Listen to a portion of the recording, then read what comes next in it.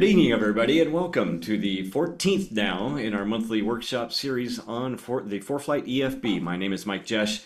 I'm a flight instructor in the Southern California area, and while I fly big jets for work, I come here and I love flying the little airplanes. This is where the real fun is. So before we get started, just a couple quick notes. A reminder that if you came here for wings credit and you're watching live tonight on June 3rd, you don't need to do a thing. The wings credit will be granted automatically in a couple of days. Brian's usually pretty good about that, gets it taken care of usually by Wednesday. But be nice to him, give him till Friday. And if you haven't gotten your credit by that point, then shoot us a quick email at foreflightworkshops.com at gmail.com and we'll take care of you. If you're watching the recording either on Social Flight or if you watch the YouTube link, there will be a quiz. Toward the end of that, there will be a link to take the quiz, and then once you complete that quiz, give us again a couple of days after that, we'll get you the credit from that. So Brian and I have been talking for quite a while that we've been so busy, we've been having a hard time keeping up with the Q&A that many of you have been sending us. So tonight we're going to transfer into a Q&A format. We're going to take a bunch of the Qs and we're going to AM tonight. And we know if one person is asking that question, it's very likely that somebody else is too. So we're going to take some of these live tonight. And anything else that you throw in the Q&A, we'll try to get that taken care of as well. So the man who needs no introduction tonight, Captain Brian Schiff, welcome to the party. Thanks, Mike. Am I muted, by the way? Can you hear me? Is this thing on? Yeah.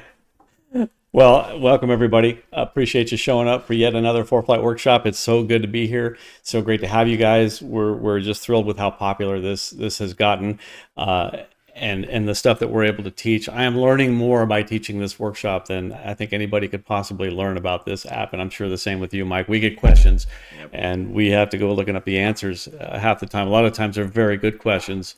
I also keep an eye on the ForeFlight Workshops group on Facebook, and sometimes guys post things, and there are other experts in there that are posting answers as well.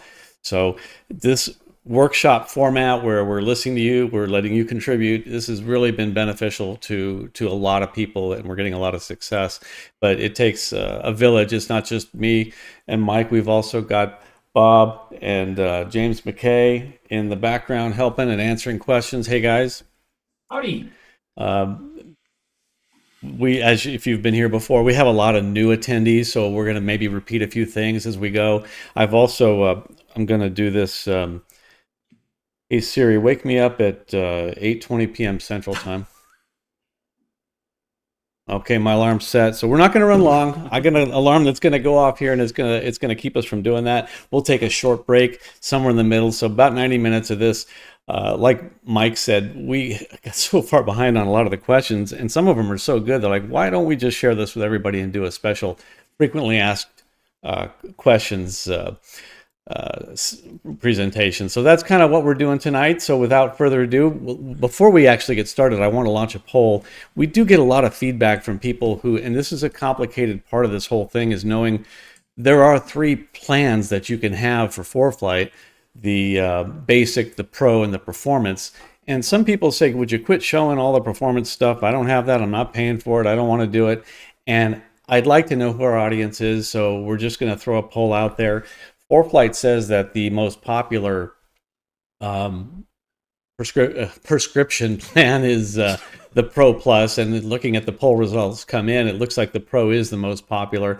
You get the most bang for the buck, and then you really do get some fantastic new features with the Performance Plus, but it looks like it's spread pretty evenly. We'll share that shortly here. So I would like to show some features from all the plans.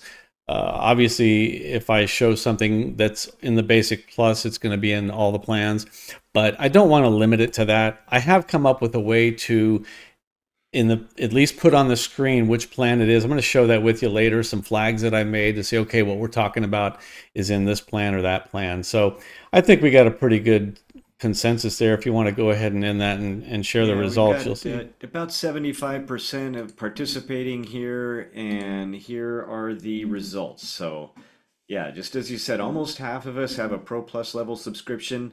And then the performance kind of just barely edges out, about a third of us on the Performance Plus and about a quarter on the basics. So if you have a basic, We talk about all of them, and the one problem is it's hard for us in the moment to remember which Yeah. subscription level a feature applies to. So, We'll do our best, and the odds are if we're talking about something and you don't see it, it's probably not part of your plan. But there's also some features that I noticed that someone said, well, I have the performance plan and I don't see that. Well, as it turned out later, you need to have JEPs also to be able to see certain things. So that's also a factor. But we're going to do our best to try to spread it around. So, all right. yep. I'm going to clear that off my screen. And if you guys are ready to start typing away, I'll take over and we'll start talking about ForeFlight workshops. We'll, All right, Brian, you have the aircraft. all right, my aircraft.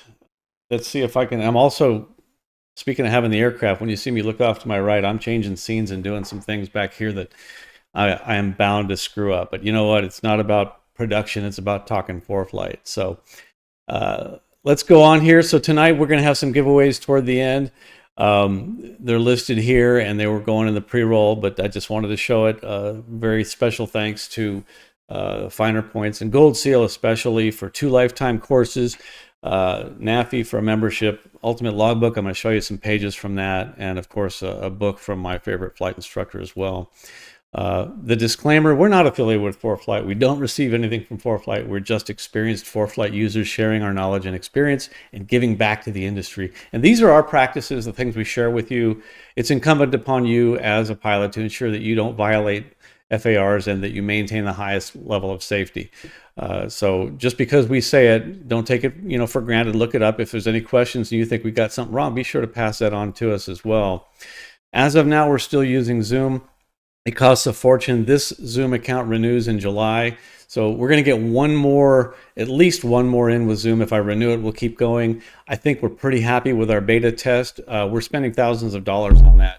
Truly do appreciate if you want to throw a few bucks our way. If you like what you see, feel free to contribute. Anything that goes above and beyond our expenses, we're going to donate to like an aviation foundation fund or a scholarship fund or something like that.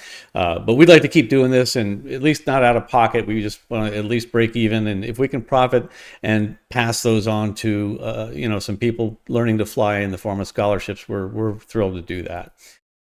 You can find that on our website. Again, there are 3 plans: the basic, the pro, and the performance. And you can see the price difference is significant. But I just want to point out that if you're a member of NAFI, the National Association of Flight Instructors, you do get a 33% discount. And you can join NAFI for only $49. So you can save $120 or more if you get the JEPs and their other add-ons. You can save even more than that, and it only costs you $49 to do so. Plus the added benefit of being a NAFI member. And you do not need to be a flight instructor to be a NAFI member or to benefit from a lot of the great stuff that NAFI has to offer. Again, this program is not affiliated with NAFI, but Bob and myself both happen to be on the board, and so we like to talk about it just a little bit. If you hear us talking about it, that's what it is. As we get on to the iPad itself, there's always new iOSs coming out. It seems like every day it's the iOS du jour. Right now 17.5.1 is the latest, and iPad operating system and the operating system for the iPhone as well. We're going to have to start checking compatibility with the Androids also when ForeFlight becomes available for those devices as well. But for now, the ForeFlight has come out with the all clear. A great website for seeing that is iPadPilotNews.com. They have a lot of great content for operating the iPad and seeing this compatibility checker as well. As far as your questions and answers, we're getting lots of them and they're great. Please send them in to us. Watch our website. We are still going to have this dedicated page, but because I'm so far behind in setting up this page, we are conducting this frequently asked questions session tonight to kind of make up for not having that web page up. And this is giving you the material that you asked for anyway. So watch for that on our website. Feel free to submit your questions, comments, even your tips and tricks. We've gotten some really good stuff. Some of the stuff that we present, you might hear it came from you as we present it. If you'd like us to give you credit, of course, you could feel free to say so. Please mention my name and we'll be happy to do that. Again, Zoom for one more month at least. If you want to get signed up for a beta test, we'll probably run one more beta test. We've done 2. two different kind of ways. And we've had a lot of great feedback from you guys, really helping in what is important and what is not. So if you scan that, you can sign up, or just go to ForeFlight Workshops and you can look for the link for the beta test. There'll probably be one more in the next month, and then we'll probably go to where all you have to do is go to the website at the right time, and no Zoom, no nothing. We'll just have a very simple, high quality stream to teach our content with and save a lot of money at the same time. Tonight we're going to talk about what's new. We'll get into the frequently asked questions we promised you. We'll give our giveaways, and then we'll, if we have time, we'll get some live questions and tips and tricks and see what you guys have to offer for tonight. But for now, let's take a look at what's new in ForeFlight. That's always the plan du jour. There's always something new in ForeFlight. It's really tough to keep up with it. Some of the things I've had time to look up, other things I have not, but you can always look in toward the back of the book and see the change summary, which this month has an error in it. I actually presented live last weekend, and for those of you on board here, and I know you're here from Denton where I presented, I thought I'd made a mistake and pulled the wrong month up, but no, lo and behold, they just put a typo in there they put 2023. But these are the new features, the file size limitation for content packs. You can now upload some pretty large content packs as long as your ForeFlight has your iPad has room for it. Added this wake turbulence feature we'll take a look at. I'm not quite sure what it means by ground vehicles now show up on runway alerts. So if anybody knows that, maybe put it in the Q&A. Maybe one of the guys on board Brian, here. I can tell you, for those that have ADS-BX or ADS-X surveillance on the airport surface, now that those vehicles will show up and provide alerts. Do they have transponders? How do those vehicles? Yeah, so at Class Charlie and Bravo airports, they have transponders. Yeah, so I know on the back of the jet plate, it says what airports have ADS, ADXE. What, yep, ASDX. ASDX. How do you spell that? The ground surveillance radar. It's the ones we used to have our transponders on. So I guess at this point, those ground vehicles at those airports now will have transponders. Is that right?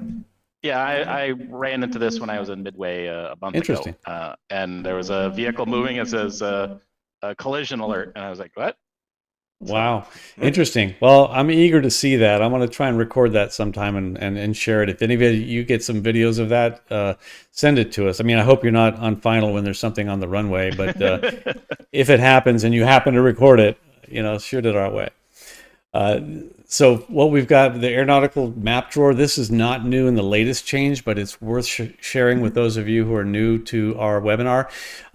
Basically, there's new drawer and modes that you select on the side panel. And basically, if we take a look at the left side, when we have the aeronautical layer selected, there's a settings, it's a filter settings. It looks like the 3 slider bars for the settings. I think they call it filters. And when you tap on that, another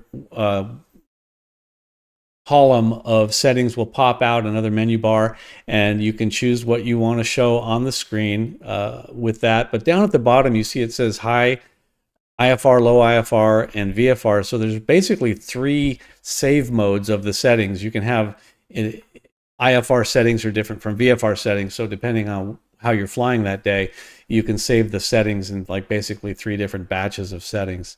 The quick filter buttons there just turn things on and off: airports, airspace, intersections, nav aids, airways, and so on. Again, there's the 3 modes that you can select, and whatever settings you save for VFR will stay in the VFR settings. Like I will turn off intersections and airways for VFR, and for low IFR, I might turn off some of the VFR things. So that's your choice, and it's customizable, and it's kind of nice to be able to switch back and forth.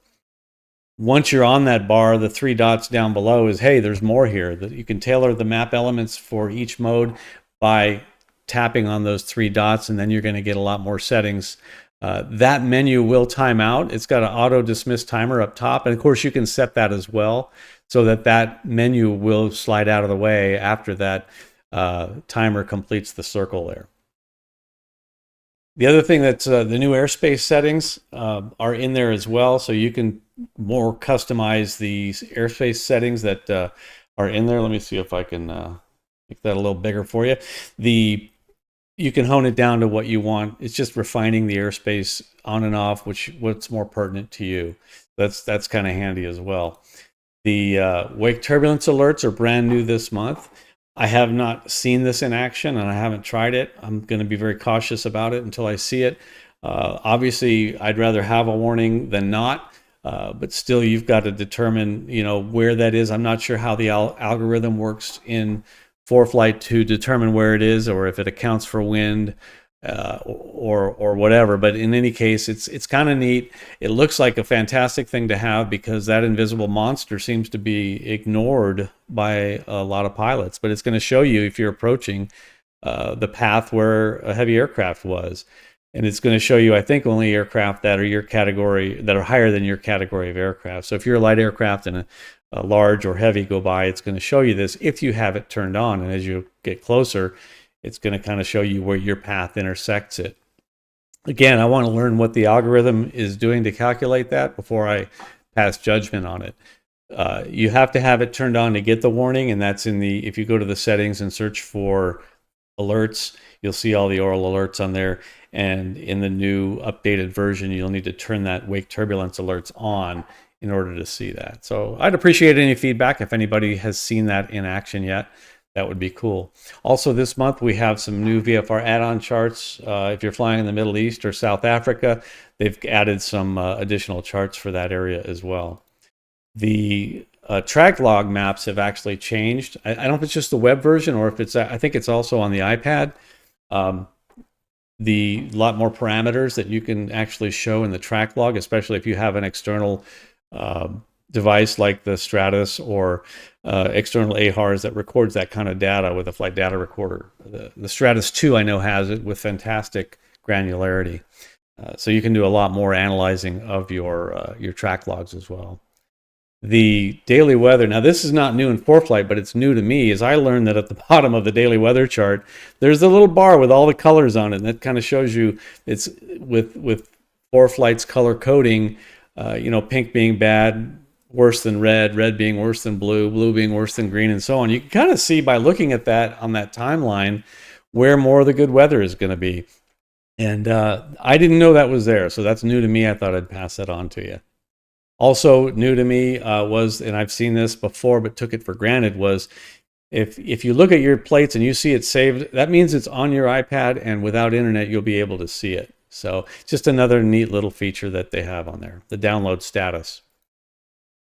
All right, jumping to it, we'll get into tonight's frequently asked questions. I'll do some, Michael hack out a few, Bob might get some, and we might even need James to help us with some of them, but then we'll take a look at some of the live ones as well. But I'm going to look at the ones that you've been sending in and via email. These are the flags I promised that I'm going to try to put these on the screen whenever I'm talking about a feature that is only in that subscription plan. So obviously if we have Performance Plus, it's that and everything below it. If I show Pro, you got to have at least Pro to have it. In any event, I'm going to try to use those and put them on the screen when needed. As it turns out, I've only got them on one slide for today, but we'll try and do that more often. So one of the questions, Stephen B asked, I was planning a flight and the briefing looked different and far inferior. What happened? Did I do something wrong? No, Stephen, you didn't do something wrong. And he may already have this answer because he sent this in a while ago. But for this, I'm going to go ahead and go to the iPad and show you that when you have a flight plan in flights, and let's say I just picked one here on the top here, and I get my briefing. This is probably what he looked at, and he said, this is not the one I normally see. And I'm looking at a page that I can scroll through, and it looks a lot different, and it's not the one where I can step through all the flight plans. Well, there are two different kinds of flight plans. There are the graphical HTML and there's graphical PDF. So they're both going to show up on the iPad, but you need to select which one you want to use. So back to the iPad here, what you've got to do is go to the More and Settings and search for Briefing. As I start typing it, there it is, Briefing Format. Tap on that, and you can see we got HTML and PDF. What is selected is PDF. In other words, this is like a PDF file. You could print this one if you wanted to. The other one is more like a website. So I'm going to select that and go back out of here, close the settings.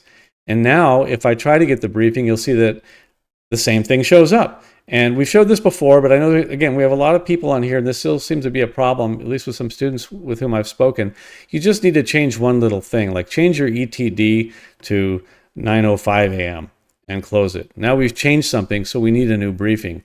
Now that you've changed the time and you've reselected the new format, tap on the briefing button now, and it's going to go retrieve a brand new briefing. Now you're going to see, here it comes, the format that you might be accustomed to, where you have everything listed on the side here, and you're going to step through it by clicking on what's next. Next is synopsis. Next is METARs. Next, and you can see you can scroll through the METARs, but that's all you get until you go to the next section. Again, an orange dot here means there's something you haven't read in that section, or something new, something has changed. So you can always update it, and you will get alerts from ForeFlight. I'm going to talk about that in a second if something changes to your flight. Anyway, those are the two different formats. They're in settings. There's a graphical, and there's an HTML. So the next question was, Robert H. said, when a PIREP coincides with an airport, and I tap on it, I get the airport, not the PIREP. How can I see the PIREP? Now, I kind of saw what he was talking about. I took a look that day, and I saw, well, look at that. There's a PIREP just sitting right on top of DFW, and you can see there's both the airport info, there's the PIREP info, there's the airport info. How do you select the one that you want? Well, it's a little bit of a problem that they both happen to be in the same place, but I guess it snaps to the location where the PIREP was made. It's overhead DFW airport, so that's where it is.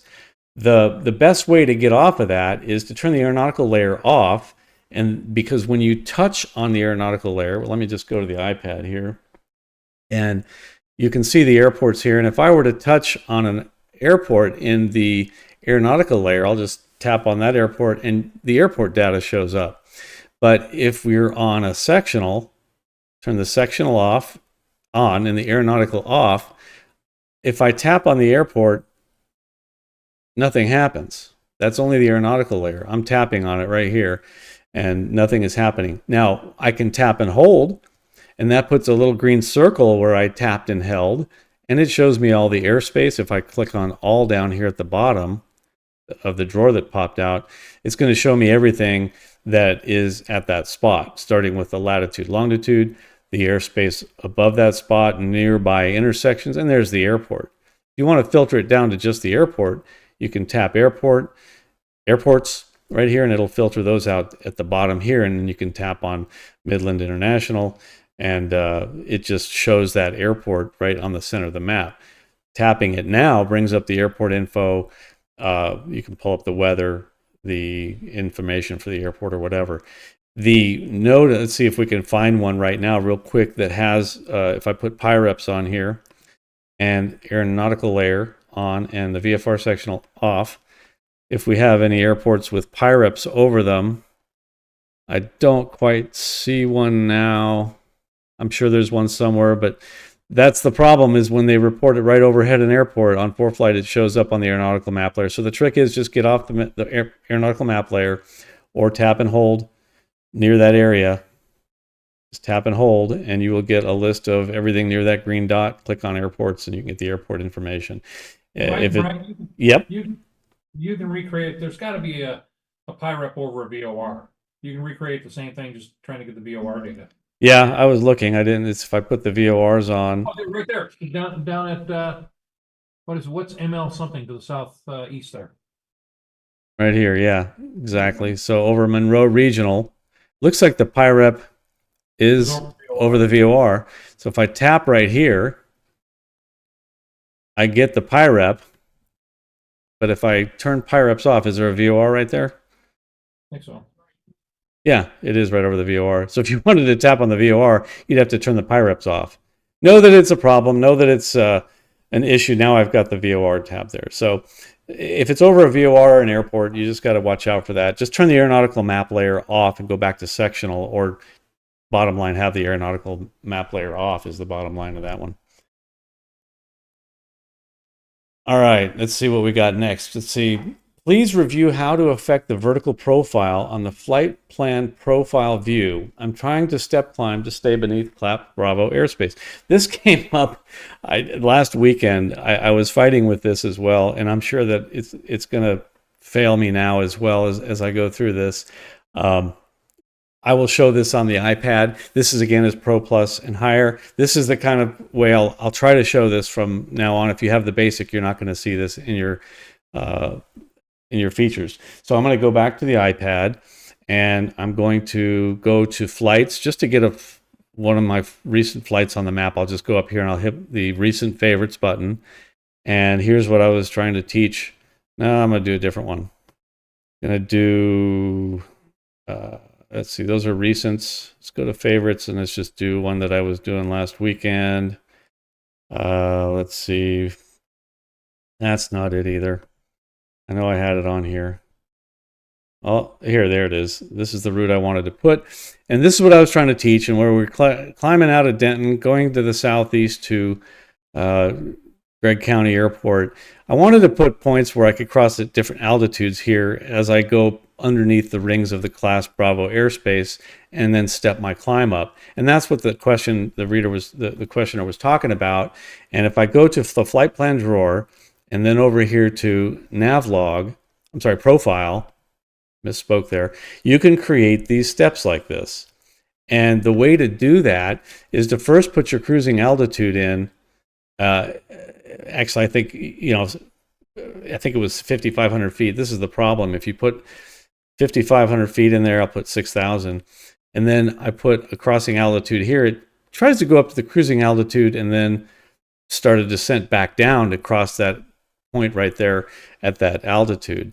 And maybe James, if you can help out with this one, that would be cool. Or either you guys know, if I put my initial cruising altitude there, 2,500, then I can get the step. Now what I've chosen here at this point, I can expand it and I can tap right here, and you can see that I put start the climb to 3,500 at that altitude.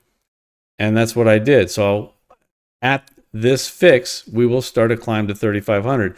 At this fix, right here, we will start a climb, or there's no change. So we're just going to stay at 3,500 feet. At some point, I could go on up to my cruising altitude. I'm just not sure why. I've been fighting with the profile of why it wants to go right on up to the cruising altitude, even though if I put in here, or this point here, I tap on that point and I want to cross it at 3,500 feet, well, it will, but it's going to climb up to my cruise altitude. The only way I've found to work around that is to start at the initial level off altitude right here. You can file a different altitude, but in the profile view, you want to put your first altitude right here. Let's put 2,500 feet. And you can see it's going to stay below the Bravo airspace. Here, because I put cross at 35, it's starting up and it's kind of nipping the corner there. But anyway, it's a handy feature. You're not going to navigate with this, but it's good for planning if you have step climbs that are going to be significantly different and it might affect your fuel burn. I'll put start a climb at that point. Now we're going to start climbing at that point, stay underneath the shelf of Bravo airspace. That's what the question was. It's a neat feature if managed properly. I'm going to come back to this when we talk about a future question in descents. So when I select a point, I do not have a choice of lat-long format. How do I turn on the option to get these other formats? Also, can I get a readout of my present position without having to put my finger on the airplane? So first of all, what he's talking about is if I want to know what the lat-long of a point is, and I just tap and hold right here, for example, and I put, ForeFlight put the green circle right there where I tapped and held. This is the lat-long of that point. Then if you go to the right of that and tap more, you can copy it. You can hit direct to that point, add to the route, save it as a new waypoint, or copy it. So you tap on copy and you get all these different formats. And this is the MGRS, which I think is the Military Grid Reference System, if I remember correctly. The only ones that I use are these top three. There's different formats. It's degrees, dot, decimals of degrees. There's degrees, minutes, and then decibel of the minutes, or there's degrees, minutes, and seconds. Well, you can copy it in any of those formats. And if you go ahead and, Brian, Yep. I'm getting feedback from panelists is saying they can't see your FAQ slide.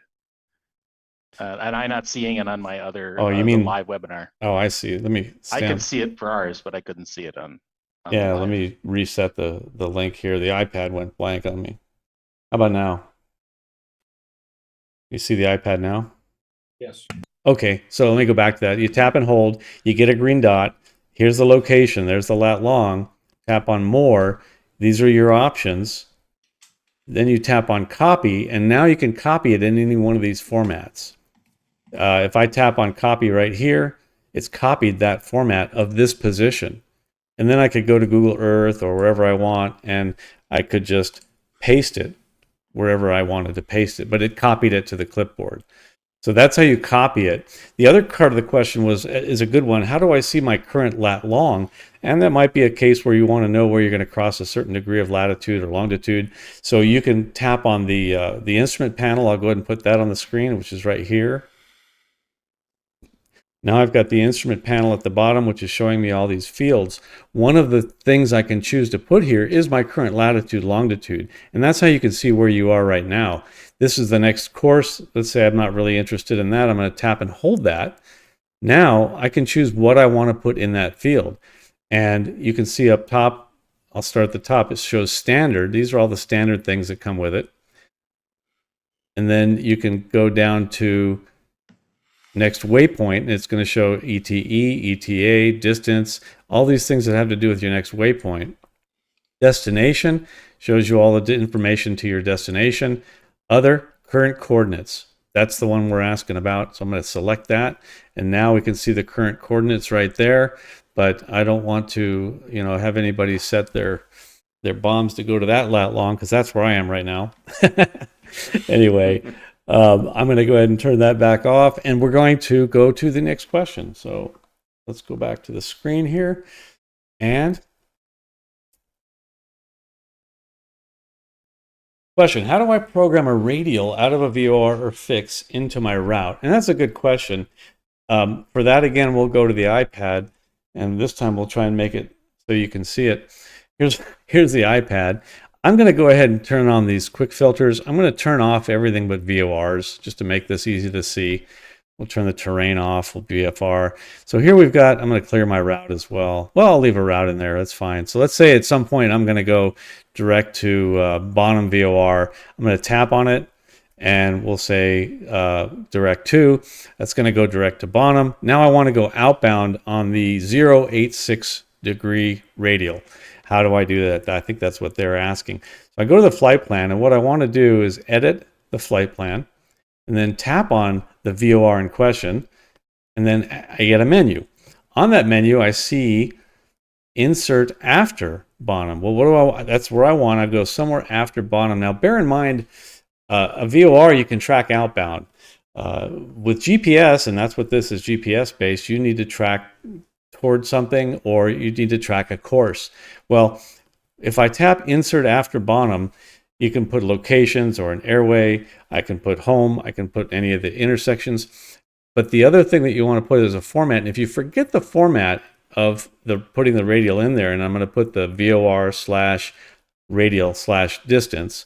So I'll put BYP / I forgot what radial. Let's say it was a 088 / I'm just going to put 50 miles out. And then I'm going to insert that. And so we'll just put the 088 radial 50 miles out. It just put a fix there, so it drew the line and connected them. If you forget that format, you can go to this global search window up here, right up here in the search bar, tap in it, and just scroll all the way to the bottom, and you can see some formats. It gives you some ideas of what you can search for.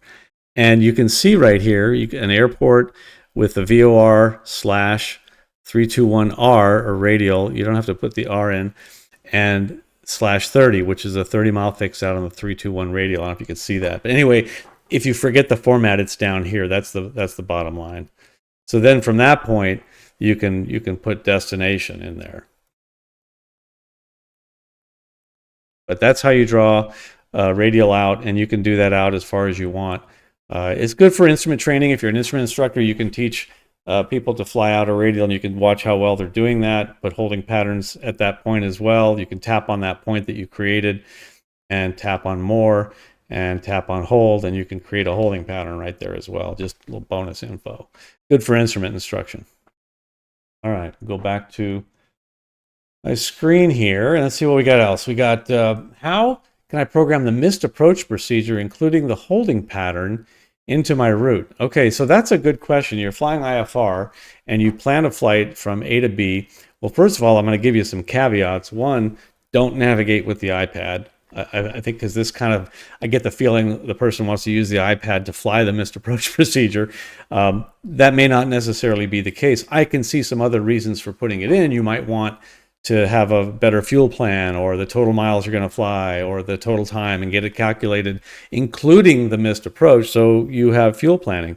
That makes sense. I totally get that. I can see wanting to do that, but you don't want to navigate with the iPad. Secondly, the missed approach is a very stressed time. You need to use your IFR approved avionics to fly it. I'm okay with putting it in here for planning. That's my caveat. ForeFlight will only plan the approach, or your path to the missed approach point, including an approach. So that said, you can manually build the missed approach after that point. So if I were going to, let's just put in 2 airports to here, I'm going to go to the iPad, and we're going to Denton Airport, and I'm going to, first of all, I want to put the approach in there. So let's go to the flight plan, and we have the procedure advisor, and let's just say I'm going to fly an approach. I want the ILS to 1.8. Since I'm online and ForeFlight knows the winds, it's saying they're landing south. You can see that right here. I'll choose the ILS to 1.8 with vectors to final, and I'm going to add that to my route. Now you can see it put that in the route. It also put the plate on the map, and that's, again, for the Pro plan or higher. If you have the basic, you won't see that. But it doesn't have the missed approach. So at this point, I'm just going to put in there, there's a missed approach point here, and you're supposed to go out to the CVE 314 at 32 DME. Now we can put that in there. We can sort of build it. I chose a bad one to build with, but we can put that in there like this. I can put the next fix at the end after the approach. Let's see, did I add that to the route? I don't see it on there. Yeah, ILS, and then the airport is in there. So I can insert after this, insert after the approach, CVE. That just gets the VOR on there. We're not going to go there, but I want to put that radial. Looks like it's almost lined up with that, but then I want to put the CVE after this, insert after. I want to put the CV, the Cowboy. I can't see the radial. The Cowboy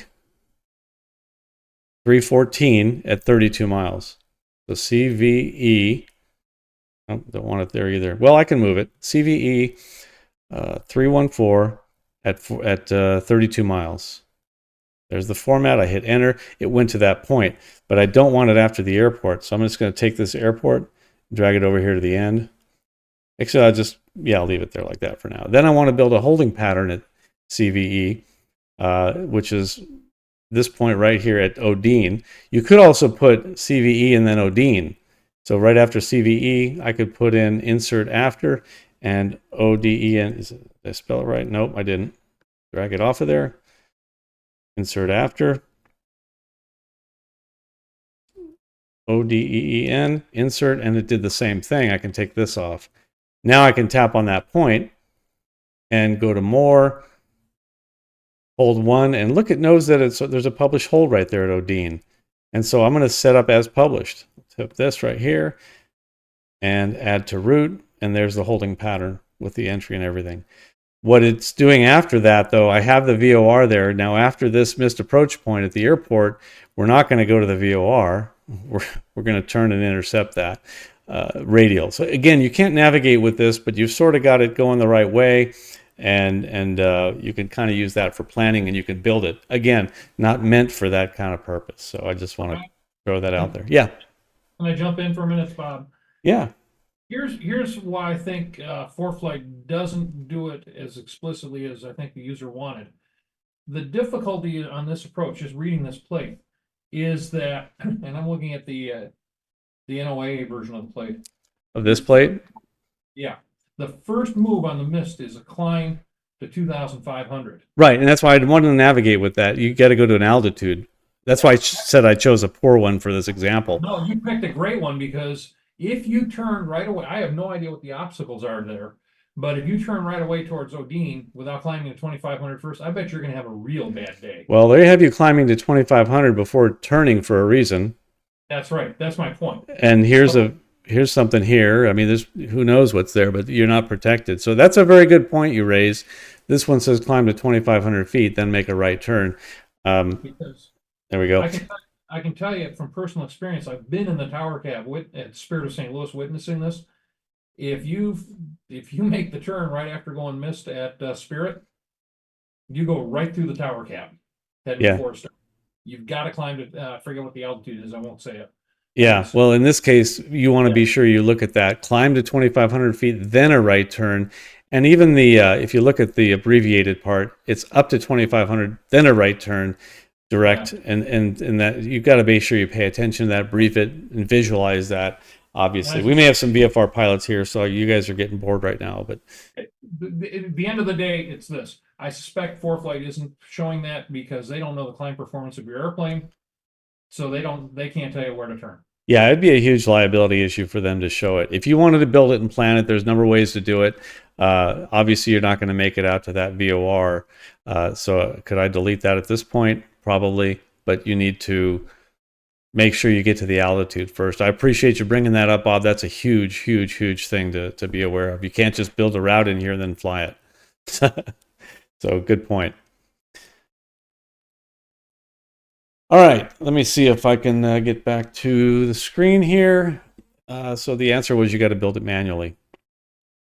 Here we got a question that we're going to get to Mike on this one, but the question was about packed data. Does it update, and how do I delete it?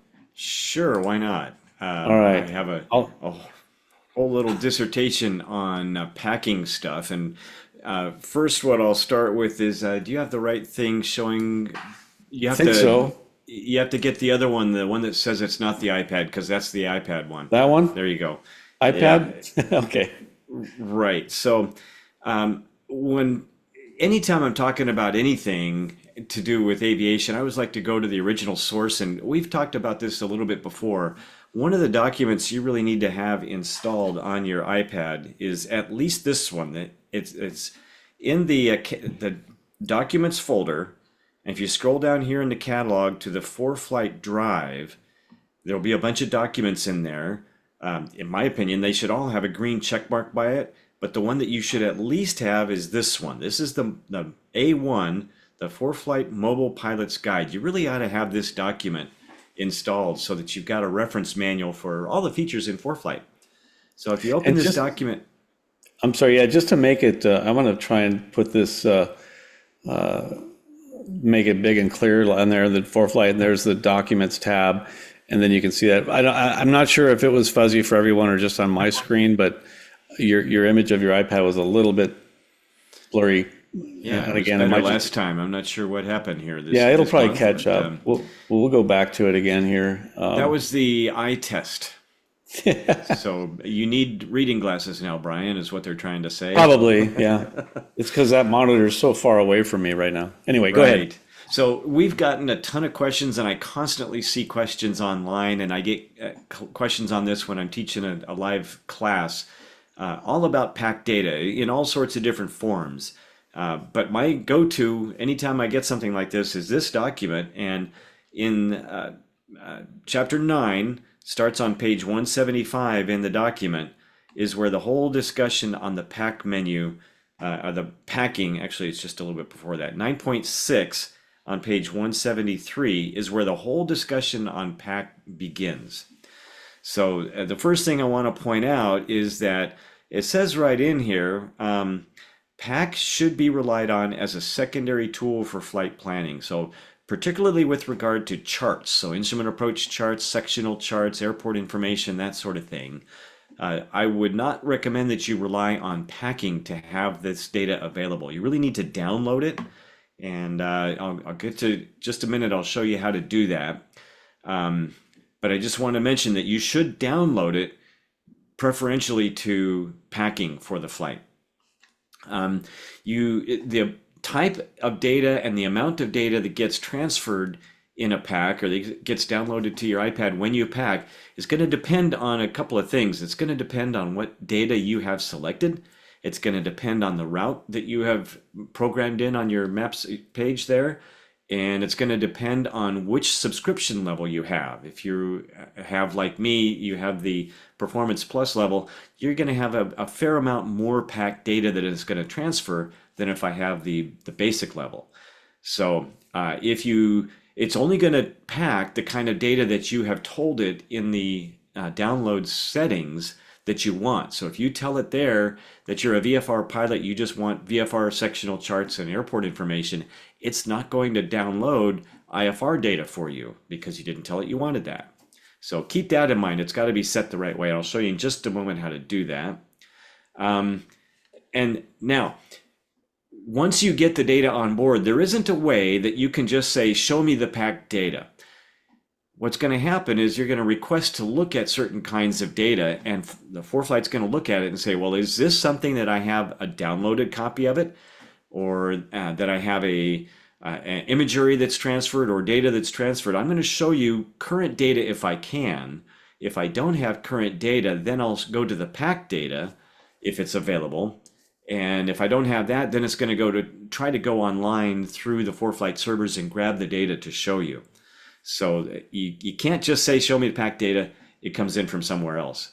There's 3 different places it comes from. It's either downloaded data, so installed on your iPad, or it's internet data that it can get from the ForeFlight servers when you're on the internet on the ground, or if you're in flight and you have some kind of ADS-B data source data source, it's going to show you that if it pertains to what you want to look for.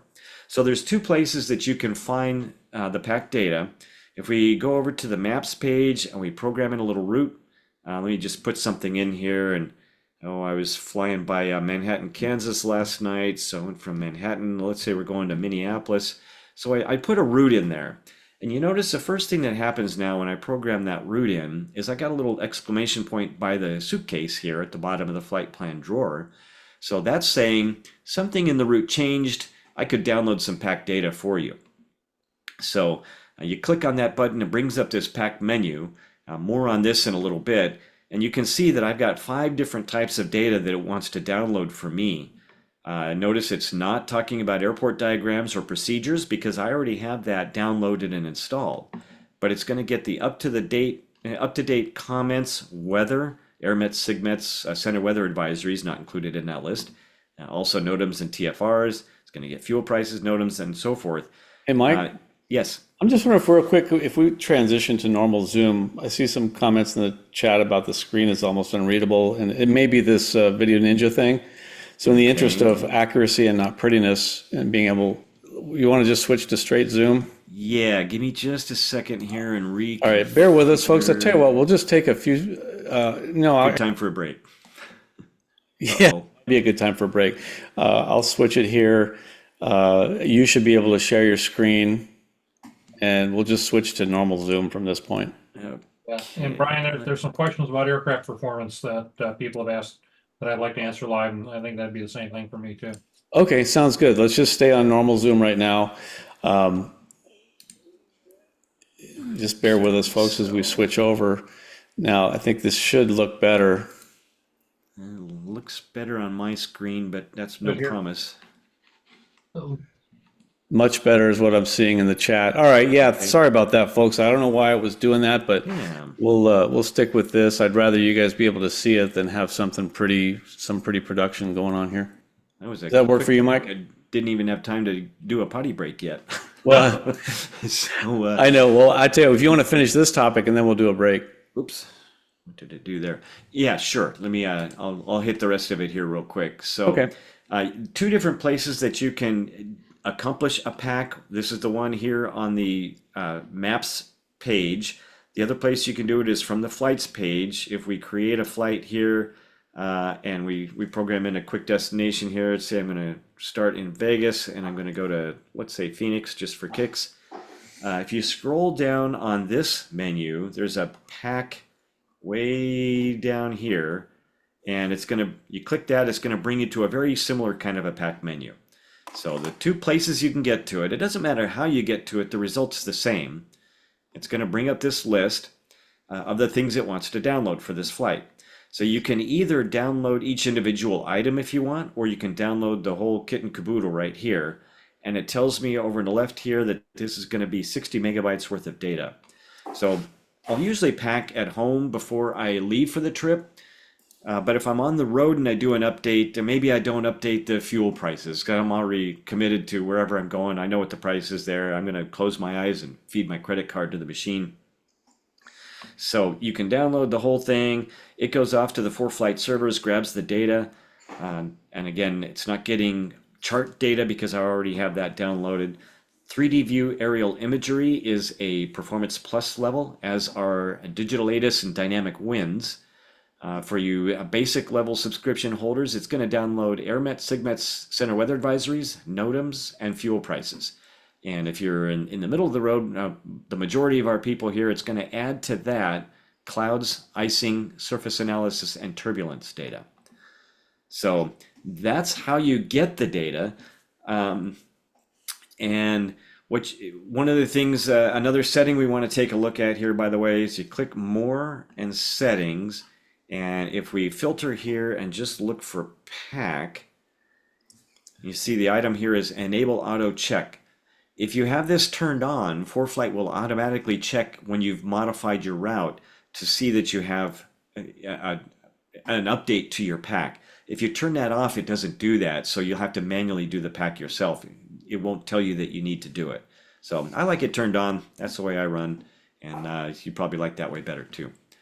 So that's how you get the packed data, which now back to the kind of selection of data. If you come over here to the More and you click Downloads and click Data Settings. So this is where you tell it what kind of data you want to download. You can see that I've got everything turned on. I've got a great big iPad with tons of memory, so I just have everything I can turned on. But if you're a VFR only pilot, you probably don't have IFR low and IFR high. You don't care about the Oceanic charts. And you're not a helicopter pilot, you turn all these off, it's not going to download that data, whether you do the download here on the downloads page or if you do it on a pack. It's the same package of data it's going to give you. So we've got our pack data.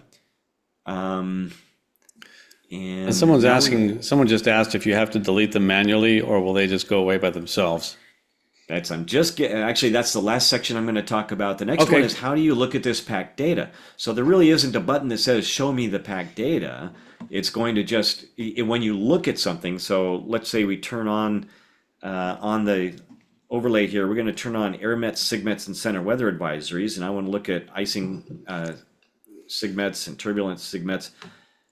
When I tap these buttons, and so ForeFlight is now trying to show me this data. If I have the data installed on the iPad, it's going to show me that. If I don't have it installed on the iPad, it's going to go to the pack and look, did I have that data packed? And now in flight, if I've got a layer selected over here and I have ADS-B in data available, that data will be superseded by the ADS-B data, which is better, it's newer, it's fresher, so it's going to show me that. So it'll show you the ADS-B data if you have that. Or the pack data or the downloaded data, whichever is best. So the way to check that you got this downloaded data is after you're done planning your flight and you've done your pack, pull down from the upper, well, there's a couple ways to do it. I'll show you the way I like best. If you scroll onto your settings, you come here to General. You come right up here and turn Wi-Fi off. So now I don't have any internet connection on this iPad, and oops, not that one. Stop it. I want ForeFlight. I'm going to pull down some data over here, and let's say I want to look at radar. And a lot of you, I've seen a ton of iPads set up like this where I don't have access to live data.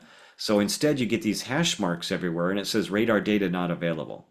That's because it doesn't have the data on board and it doesn't have any way to get the data, so it's not going to show you anything. So And if that you're you're seeing, asking for it. You're asking for the data and it's not there. right. So if you're seeing these hash marks and data not available, my suggestion is turn that off so it gives you a little bit cleaner look on your screen, or connect up to internet or ADSB or some other source of the data. So let me turn my internet back on again here so that I get data. So that's a good way also when you're done planning your flight, you're looking at airports, you're looking at, say, procedures, you look at an approach procedure and you can see the chart. If you're a person, maybe you don't have enough memory available on your iPad, so you do a pack before every flight looking to download this data. After you've done that, I suggest that you disconnect from the internet and then try to access this data and see if you still get it.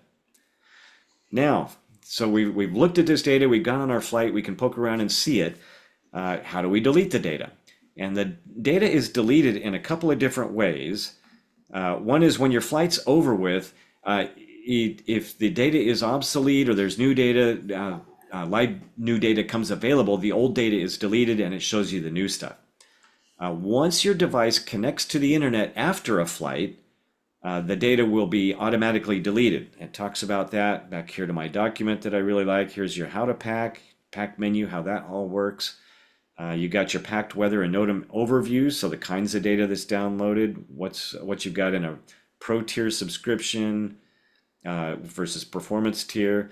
This data is available in the profile view. We've talked about the profile view before, but you can look at this in flight, especially if you've got a source of ADSB in data on board in flight.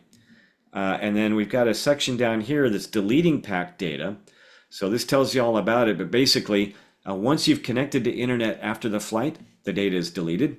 If you don't connect, the data is removed according to this schedule right here. So 3 hours after you land, the METARs are deleted.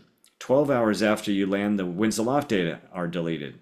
Up to a little over a day later, the dynamic winds are deleted and so forth. So that's how things age out. If you want to manually delete any extra data, you're running short on space, you come over here to More, to Downloads, and Delete, and you can delete expired data, and this will delete any packed data that's still remaining on your iPad and make that space available for you. So that's what I've got on packing. I'm hoping that I touched all the bases there. I know Bob had a couple of elements he wanted to talk about packing as well, I think. So No, you covered everything. The only thing I was going to add, excuse me, regarding packing is I'm constantly getting questions from student pilots about whether to get a cellular, if I could speak English, enabled iPad versus a web Wi-Fi only. Just understand that if you get a Wi-Fi only, you've got to have a way of getting to the internet. And that can be a little problematic out in the field. You know, you have to be able to tether to your phone or the Wi-Fi at the FBO or the Starbucks or wherever you're at. So just be aware of that. I personally also a non GPS or let me try it again. An iPad without a cellular chip does not have internal GPS in it, which is kind of okay. Since I use a Sentry, that's not a big deal either. It's a nice backup to have another GPS, though. Yeah, Yep. it is. Yeah, And absolutely. you don't have to, and I will tell you this, you don't have to buy a cellular plan for your iPad. If you have if you have a cellular enabled iPad, you don't have to add it to your plan, but again, you're back to being dependent Right. on It just has to be capable. Yeah. Okay. So anyway, sorry about that. I did have a friend who's an air traffic controller, commented that regarding the ASDEX airports, that not all ground equipment is required to have the transponders. So the FAA can't mandate that they have it. So you need to be careful. If you see a warning that there's a ground equipment there, then it's probably there. But you also might have something there that doesn't have the transponder. There still could be equipment. So it's not a substitute for looking out the window and making sure. So I appreciate that. Thanks for that. In any event, so we left off with the pack. And Bob, do you have something that you wanted, some of the FAQs?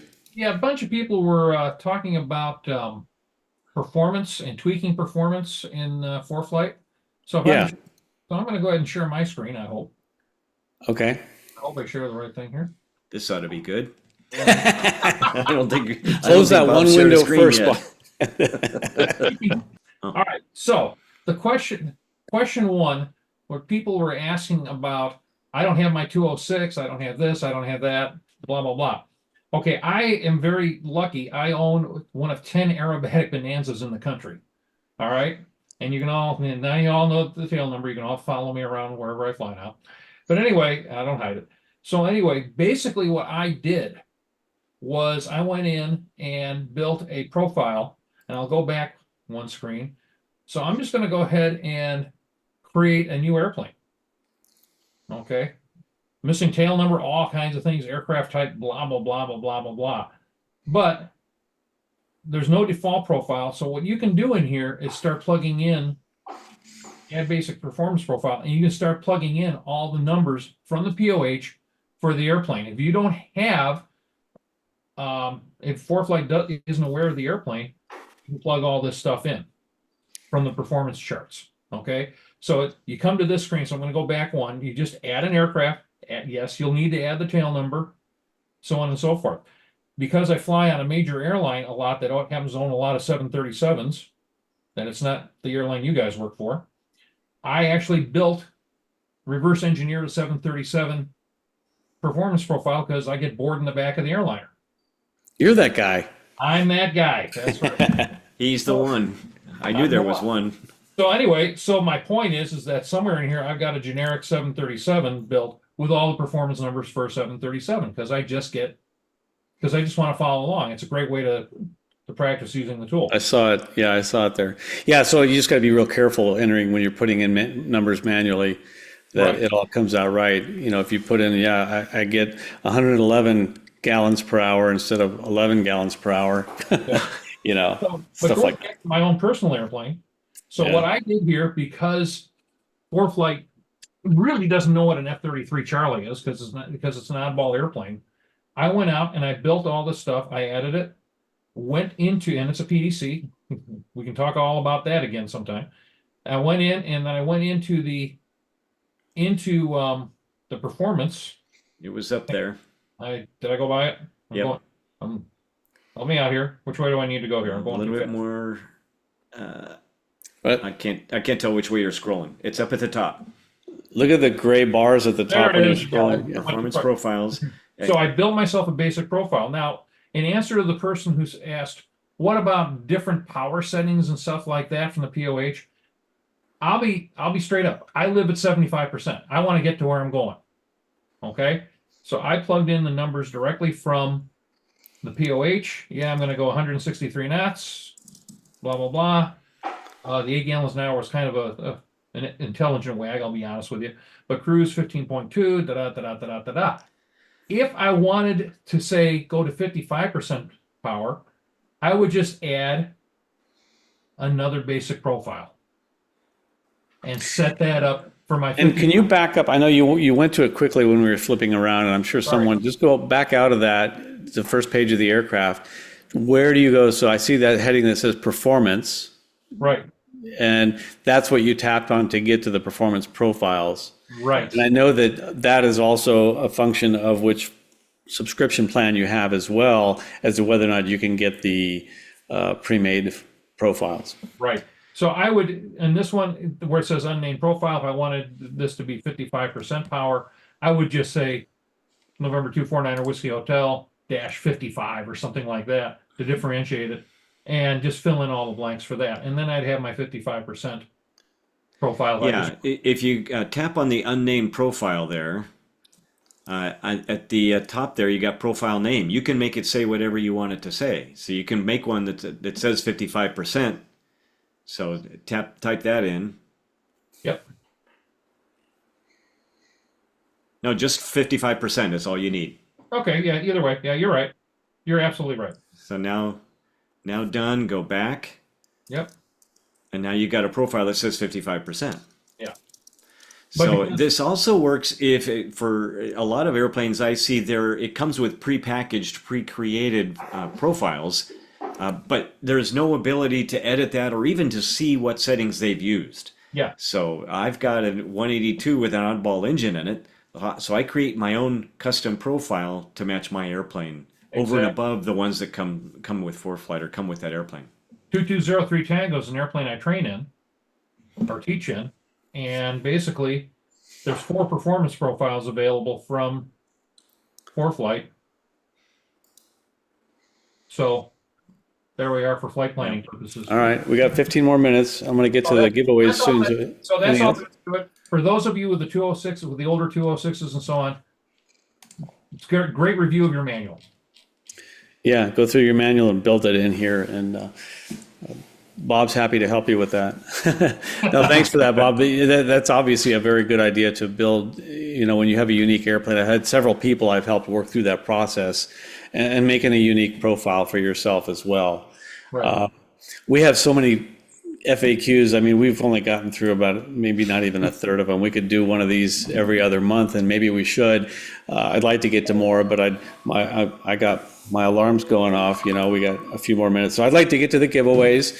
We'll do that, and we'll do another one of these, and we'll pick it up. I think the next month, I'd like to try a parallel with the Zoom. All you got to do is it's going to be theproficientpilot.com/live. You go to that website and you're going to have a real clean, real crisp, because it's buffering. In other words, what's going to you is going to be about 30 to 45 seconds behind real time. And I think we're going to be able to migrate away from Zoom, and everything's going to be a lot better. We'll have a chat, we'll have a Q&A. The chat will be a lot easier to hide and not get in the way. There will be a lot of advantages to it. It won't be the Zoom but I think it's going to be pretty simple.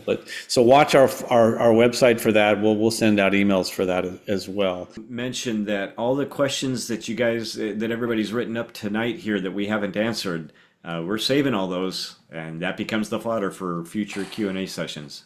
Right. This is all being recorded. So, yeah, we're saving all your questions. And if it feels like you've been ignored, trust me, I just sent an email to someone who sent me one months ago, and I finally got to it.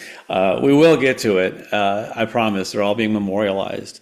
So let's go ahead and do some of the giveaways here. Mike, I can see the list, so I'll read off of that. The first thing we have is for Gold Seal Ground School, private or instrument ground school. We got 2 of them we're going to give away, and you can choose whether you want the private or ground school lifetime subscription to either one of them. And the first one is going to go to Kevin Healy. Congratulations. You can use it. You can gift it to someone else.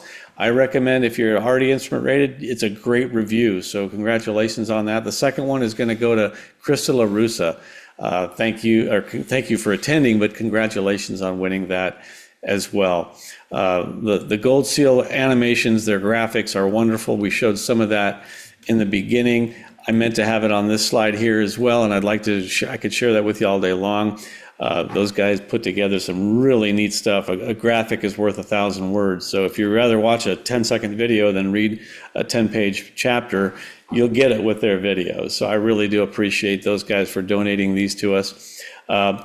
Also, we're going to give away our time, because I think that one thing that has been very popular is that, there's no better gift. I can't afford to give you a headset or give you cash, but I can give you an hour of my time, and I'd like to do that. So for 1 hour of ground school, it can be we'll do it via Zoom, and it can be on ForeFlight, or really, if you're working on your private, you want some oral prep, any kind of ground school you want, 1 hour of it. And that goes to, for me, Tracy Hardy. You got 1 hour with me via Zoom for any kind of ground school that you'd want. If you want to go over ForeFlight, we can do that. Mike has also been kind enough to donate an hour of his time for 1 hour ground school as well.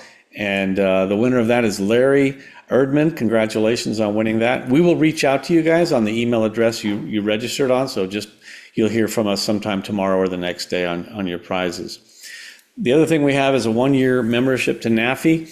That's going to give you your discount on all kinds of things. In fact, if you're about to buy a Lightspeed Delta Zulu headset, I believe that being a member, you get $600 off of that. Our discounts, while they're wonderful from NAFI, are an advantage. other intrinsic value of being a member is, hey, if you're trying to go to the airlines, that's a good thing for your resume. But you're going to get access to our professional development course, all kinds of wonderful things, not to mention the savings. But if you're going to be a flight instructor, we have a lot of great tools to help you instruct. If you're not an instructor, then you'll get the secrets behind what the instructors are getting. So the winner of 1 year membership to NAFI is Amanda Slater. Congratulations on that. If you're already a member, you'll get an extra year tacked onto that.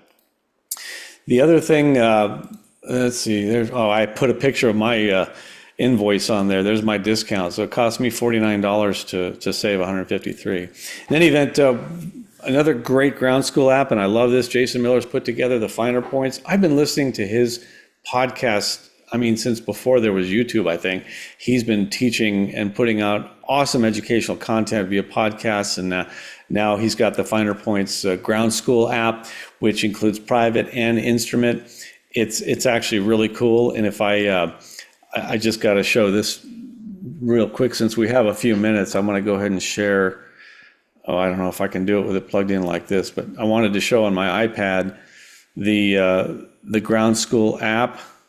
1 minute, advanced. Yeah, here's my alarm. So that's 2 alarms now. Yep, that's the next one. So let me 2 alarm fire. Get my iPad on the screen here. I've got the ground school app, is the Finer Points ground school app. It looks like this. He's got videos of when he was flying.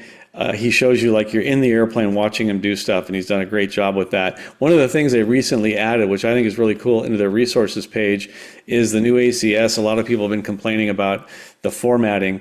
Well, he's changed it so that, a new page starts a new task like it used to be before. It's very cool, a lot easier to read. He's going to do that for the instrument as well, but he's got access to all of these documents. In fact, if you don't even have the ground school or use it, you can download the app, and you have access to all of these documents, including the formatted ACS, just by going to the app and then clicking on resources down here, and you can download that. I think he does a wonderful job explaining things in a very simple, easy to understand way. I like the ground school when he shows you how to do something. That's the first stage of teaching as well. So A.W. Pickle, congratulations on winning that. And we got 2 more things to give away, and then we're going to say goodnight. We've got the Ultimate Pilot Logbook, and this is my screen showing? I can't tell. Oh, okay, No. cool. Yeah. Well, we got the giveaways PowerPoint Yeah. still. Yeah, good. So I wanted to show a little bit from this logbook. We've talked about it, but it's really got every column you need, including, like, if you look at instrument, it's got simulated instrument approaches, holds, a lot easier to log that if you're trying to maintain currency. It's got cross-country, PIC, solo, and dual, anything over 50 miles. It's got a lot of the columns that I had to write in there, plus a couple extras, like I would put tail dragger here, and I know Mike would probably put ultralight, Bob lighter than air. Anyway, so it's customizable like that. Also, I wanted to point out that in the back, there's actually you flip back and there's a flight simulator logbook, so you can actually keep track of all that time that does count in the FAA approved ATDs. And so there's a section for that. And in the back, there's actually a ground school log, so instructors can sign off the different sections, the different actual lessons that were given, the time, a CFI signature, and on. So it's all in there already. It's actually kind of like a syllabus, and it's for several different certificates and ratings. Also, the endorsements are all in there, of course, like a lot of them have, but this is laid out in a very organized fashion. And so I'd like to give that congratulations to Lloyd West. You are the winner of an Ultimate Pilot Logbook, and you guys can go on to ultimatepilot.logbook.com and check them out for yourself. Highly recommend. I'm using it myself. Lastly, my favorite flight instructor, because he used to pay my bills and he put me through college. His new book, he's donating an illustrated guide to flying is his latest. He wrote the Golden Guide to Flying, which was actually, I have one here. I can't reach it, years ago. And this is kind of a remake of that, modernizing it, lots of great pictures. This is an awesome gift for somebody who's thinking about learning to fly. You want to motivate a kid to get into aviation, or anybody for that matter. This is a great book with lots of pictures, and I took a few that are in there as well. In any event, The book is autographed. He'll sign it to you. He's donating it. The winner of that book is Kenneth Lohr, if I pronounced that correctly. Congratulations. We will send an email to all you guys for winning. Thank you so much for being here. We truly appreciate you coming and joining us and bearing with our problems. I know that we've kind of got a few minutes left over. I'll let everybody pop on here and say goodbye. Bear in mind before we do that everything messaging, and if you want to keep tabs on where we're going, go to ForeFlightWorkshops.com. You'll see the information for the new format that we're going to be using. Also, if you're here right now and you see this, you're going to be getting Wings credit automatically. Give me a few days to do it. It usually bogs down the FAA computer when we upload all our Wings credits, but we're going to do it. In any event, next month, we are actually going to have some people from ForeFlight joining us. They want to tell us about some exciting new things they're doing and talk to you guys. So that'll be on the second Monday in July, not the first Monday. So it's going to be July 8th. Give us a little spacing after the holiday. And second Monday in July, same time. We will probably run a parallel on the website, but watch our website for that. And we'll get on the information on our website for how to join it at that time. Again, we appreciate your donations. I really do. I'm thankful to you guys for doing that and helping us out. And again, anything above and beyond goes to a needy cause. Guys, thank you guys for joining, for helping in the background.